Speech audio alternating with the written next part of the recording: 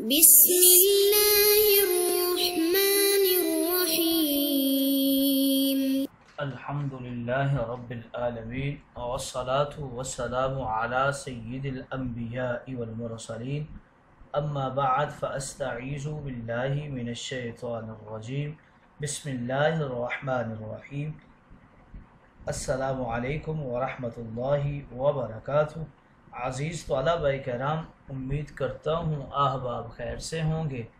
انشاءاللہ آج ہم مشکوٰۃ المصابیح کے درس نمبر 80 میں باب الاطعمہ فصل اول سے حدیث نمبر 4166 سے لے کر 4171 تک پڑھنے کی سعادت حاصل کریں گے۔ آج کے درس میں ان احادیث مقدسہ کا ترجمہ ہوگا اور ساتھ ساتھ ان احادیث مبارکہ کی تشریح و توضیح کرنے کی سعادت حاصل کریں گے۔ تو آئیے طلبہ کرام بلا تاخیر بڑھتے ہیں اپنے آج کے درس کی طرف۔ بسم اللہ الرحمن الرحیم۔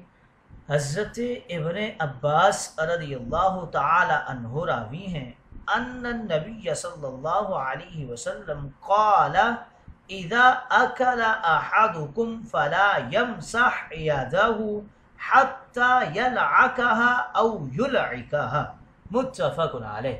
حضرت ابن عباس رضی اللہ تعالی عنہ سے روایت ہے کہ نبی کریم نے فرمایا، جب تم میں سے کوئی شخص کھانا کھا چکے تو وہ ہاتھ کو اس وقت تک کسی چیز سے نہ پونچھے اور نہ دھوئے جب تک کہ ہاتھ کی انگلیوں کو چاٹ نہ لے یا چٹوا نہ دے۔ یہ بخاری و مسلم کی روایت ہے۔ گویا اس حدیث مقدسہ میں اس بات کا درس دیا گیا ہے کہ کھانے کے بعد انگلیاں چاٹو یا چٹواؤ۔ او یلعکہا کے حوالے سے ذکر کر رہے ہیں، یعنی خود چاٹ لے یا دوسرے سے چٹوا لے۔ چاٹنے والا آدمی ایسا ہو کہ اس کو ان انگلیوں سے گھین نہ آتی ہو، مثلا بیٹا بیٹی ہے، چھوٹے بچے ہیں یا خادم و طالب علم ہیں اور غلام ہیں۔ العاق یہ باب افعال سے چٹوانے کے معنی میں ہے۔ اگلی حدیث مقدسہ حضرت جابر رضی اللہ تعالی عنہ راوی ہیں، قال سمعت النبی صلی اللہ علیہ وسلم یقول ان الشیطان یحضر احدکم عند کل شیء من شأنه حتی یحضرہ عند طعامہ فإذا سقطت من أحدكم اللقمة فليمت ما كان بها من أذى ثم ليأكلها ولا يدعها للشيطان فإذا فرغ فليعلق أصابعه فإنه لا يدري في أي طعامه تكون البركة، رواہ مسلم۔ حضرت جابر کہتے ہیں، میں نے رسول کریم کو فرماتے ہوئے سنا کہ شیطان تمہارے ہر کام کے وقت تمہارے پاس موجود ہوتا ہے، یہاں تک کہ تمہارے کھانے کے وقت بھی تمہارے پاس موجود رہتا ہے۔ لہٰذا تم میں سے جب کسی شخص کا نوالا گر جائے تو چاہیے کہ اس کو اٹھا لے اور مٹی وغیرہ جو چیز اس کو لگ گئی ہے اس کو صاف کر کے کھا لے، اس کو شیطان کے لیے نہ چھوڑے۔ نیز جب کھانا کھا چکے تو چاہیے کہ اپنی انگلیاں چاٹ لے، کیونکہ اس کو یہ نہیں معلوم کہ اس کے کون سے کھانے میں کس حصہ میں برکت ہے۔ یہ مسلم شریف کی روایت ہے۔ گویا اس حدیث مقدسہ میں تاجدار انبیاء نے اس بات کی طرف اشارہ فرمایا کہ کھانا کھاتے وقت کوئی لقمہ تراشا گر جائے تو کیا کرنا چاہیے۔ فلیمت کے حوالے سے شارحین کرام لکھتے ہیں، اماتہ یہ ازالہ کے معنی میں ہے، یعنی اگر اس کے ساتھ خس و خاشاک یا کوئی مٹی لگی ہو اور اسے صاف کرنا ممکن ہو، حتی الامکان اس کو صاف کر کے کھائے اور متکبر لوگوں کی طرح اس کو زمین یا دسترخوان پر نہ چھوڑے، کیونکہ شیطان آ کر اس کو کھاتا ہے یا اس کے ضائع کرنے سے خوش ہو جاتا ہے۔ تو شیطان کو خوشی کا موقع نہ دو، وہ تمہارا دشمن ہے۔ اگر صاف کرنا ممکن نہ ہو تو اس کو کتے یا بلی کو کھلا دے تاکہ اللہ کا رزق ضائع نہ جائے۔ جب کھانے سے فارغ ہو جائے تو تواضع اور انکساری کے طور پر اللہ کا شکر ادا کر کے انگلیاں چاٹ لے، اس میں برکت ہے۔ اور نظام میں انہضام کے لیے بہت مفید ہے۔ اگلی حدیث مقدسہ کی طرف بڑھتے ہیں۔ حضرت ابو جحیفہ رضی اللہ تعالی عنہ راوی ہیں، قال قال النبی صلی اللہ علیہ وسلم لا آکل متکئا، رواہ البخاری۔ حضرت ابو جحیفہ کہتے ہیں نبی کریم نے فرمایا کہ میں ٹیک لگا کر کھانا نہیں کھاتا۔ یہ بخاری شریف کی روایت ہے۔ متکئن یعنی میں تکیہ لگا کر بے اعتنائی اور تکبر کے ساتھ کھانا نہیں کھاتا، تو میری امت کو بھی اس طرح نہیں کھانا چاہیے، ایسے متکبر لوگ کیا کرتے ہیں۔ اگلی حدیث مقدسہ کی طرف بڑھتے ہیں۔ حضرت قتادہ رضی اللہ تعالی عنہ اس حدیث مقدسہ کے راوی ہیں۔ وعن قتادة عن انس قال ما اكل النبي صلى الله عليه وسلم على خوان ولا في سكرجة ولا خبز لها مركك، قيل لقتادة على ما يأكلون قال على السفر، رواه البخاری۔ حضرت قتادہ حضرت انس سے روایت کرتے ہیں نبی کریم نے کبھی خوان پر کھانا نہیں کھایا اور نہ تشتری میں کھایا ہے اور نہ آپ کے لیے چپاتی پکائی گئی۔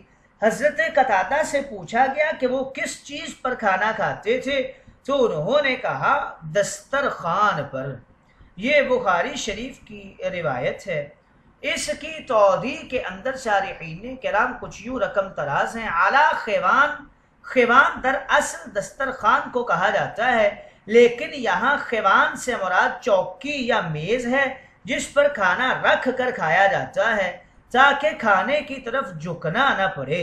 چنانچہ مالدار، عیش پرست، متکبر اور غیر اسلامی تہذیب کے دلدادہ لوگوں کا شیوہ ہے کہ وہ چوکی یا میز پر کھانا رکھ کر کھاتے ہیں، کبھی بیٹھ جاتے ہیں، کبھی کھڑے ہو جاتے ہیں۔ حضور علیہ الصلوۃ والسلام نے اس طریقہ کو ناپسند فرمایا ہے۔ چوکیوں پر رکھ کر کھانے کا رواج آج کل بعض علماء میں بھی آ گیا ہے، جو حضور کی سنت کے خلاف ہے۔ ولا فی سکرجۃ یعنی حضور علیہ الصلوۃ والسلام نے تشتری اور ٹرے میں کھانا نہیں کھایا۔ سکرجۃ سین اور کاف پر پیش ہے اور را پر زبر کے ساتھ شد ہے، جیم پر زبر ہے، آخر میں گول تا ہے۔ سکرجہ بھی اسے پڑھا گیا ہے، کاف پر سکون ہے اور را پر زیر ہے، شد نہیں ہے۔ منجد نے لکھا ہے الصحفۃ التی یوضع فیہا الاکل، وہ تشتری، وہ ڈش، وہ مجمع اور ٹرے جس میں کھانا رکھا جاتا ہے۔ یہ بھی سامانیہ تعیش کی طرف اشارہ ہے کہ ہر چیز کے لیے الگ الگ برتن اور ٹرے ہوتے ہیں۔ ممکن ہے حدیث کے مفہوم میں یہ بھی داخل ہو، لیکن ملا علی قاری نے مرکات میں سکرجہ سے مربع، اچار اور چٹنی رکھنے کے برتن مراد لیے ہیں، اور مطلب یہ بیان کیا ہے کہ کھانے سے زائد چیزیں جو کھانے کو ہضم کریں اس کے لیے الگ الگ برتن نہیں ہوتے، جیسے آج کل کے دور میں یہ سارے معاملات ہیں۔ ایک صاحب دل یحییٰ بن معاذ رازی نے دنیا دار علماء کو کہا یا اصحاب العلم قصورکم کیسرہ وبیوتکم کسرویہ واثوابکم تالوتیہ واخفافکم جالوتیہ واوانیکم فرعونیہ ومراکبکم قارونیہ ومواعظکم جاہلیہ ومذاہبکم شیطانیہ فأین المحمدیہ۔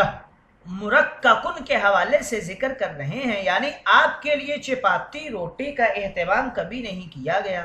علی السفر کے حوالے سے بتا رہے ہیں، سفرہ کی جمع ہے، دسترخوان کو کہتے ہیں جو چمڑے، ریگزین یا کپڑے اور پلاسٹک کا ہوتا ہے۔ اگلی حدیث مقدسہ کی طرف بڑھتے ہیں۔ حضرت انس راوی ہیں، وعن انس قال ما اعلم النبی صلی اللہ علیہ وسلم رأى رغیفا مرککا حتی لاحق باللہ ولا رأى شاة سمیتا بعینہ قط، رواہ البخاری۔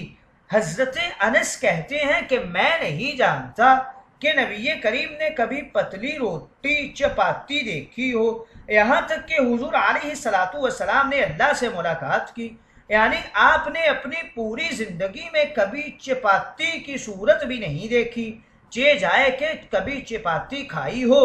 اسی طرح رسول کریم نے کبھی دم پختہ بکری بھی اپنی آنکھوں سے نہیں دیکھی۔ یہ بخاری شریف کی روایت ہے۔ اس کی توضیح میں شارحین کرام لکھتے ہیں جب یہ چیزیں دیکھی نہیں تو کھانے کا تو سوال ہی پیدا نہیں ہوتا۔ شاتن سمیتن، اس زمانہ میں چین کے لوگوں میں اس طرح رواج تھا کہ بکری کی کھال سے بال ہٹا کر کھال کے ساتھ بکری کو گرم پانی کی بھاپ اور براس پر رکھتے تھے۔ یہ چائنیز کھانا چین کے لوگ بناتے تھے۔ اس کے بعد عام عیاش پرستوں نے اس کو اپنا لیا اور رسول کریم نے اس کو دیکھا بھی نہیں۔ اگلی حدیث مقدسہ کی طرف بڑھتے ہیں۔ حضرت سہل بن سعد رضی اللہ تعالی عنہ راوی ہیں۔ وعن سهل بن سعد قال ما رأى رسول الله النكي من حين ابتعثه الله حتى كبده الله، وقال ما رأى رسول الله منخلا من حين ابتعثه الله حتى كبده الله. قيل كيف كنتم تأكلون الشعير غير منخول؟ قال كنا نطحنه وننفخه فيطير ما تار وما بقي سرینا فاکلناہ رواہ البخاری۔ حضرت سہل ابن سعد کہتے ہیں کہ رسول کریم کو اللہ تعالیٰ نے جب رسول بنایا، آپ نے اس وقت سے کبھی میدہ کو نہیں دیکھا، یہاں تک کہ اللہ تعالیٰ نے آپ کی روح قبض فرما لی۔ نیز حضرت سہل نے کہا رسول کریم کو اللہ تعالیٰ نے جب سے رسول بنایا، آپ نے اس وقت سے کبھی چھنی کو نہیں دیکھا، یہاں تک کہ اللہ رب العزت نے آپ کی روح کو قبض فرما لیا۔ حضور علیہ الصلاۃ والسلام مرتبہ رسالت پر فائز ہونے کے وقت سے اپنی زندگی کے آخری لمحہ تک میدہ کی تیار کی ہوئی کوئی چیز یا چھنی کے چھنے ہوئے آٹے کی روٹی تو کیا کھاتے، کبھی آپ نے ان چیزوں کی صورت بھی نہیں دیکھی۔ حضرت سہل سے پوچھا گیا کہ پھر آپ لوگ جو کہ جو کے بغیر چھنے آٹے کی روٹی کس طرح کھاتے تھے؟ حضرت سہل نے کہا ہم جو کو پیسنے کے بعد اس میں پھونک مارتے، چنانچہ اس میں سے جو چیز اڑنے والی ہوتی یعنی بھوسی وہ اڑ جاتی، اور جو چیز باقی رہتی یعنی آٹا اس کو ہم پانی میں گوندھ لیتے اور پھر اس کی روٹی پکا کر کھا لیا کرتے تھے۔ یہ بخاری شریف کی روایت ہے۔ النکیہ کے حوالے سے ذکر کر رہے ہیں۔ سفید میدہ کے آٹے کو نکیج کہتے ہیں، اس کی روٹی مراد ہے۔ منخل آٹے کی چھان کو منخل کہتے ہیں، اس سے چھنے ہوئے آٹے کو منخل اور منخول کہتے ہیں۔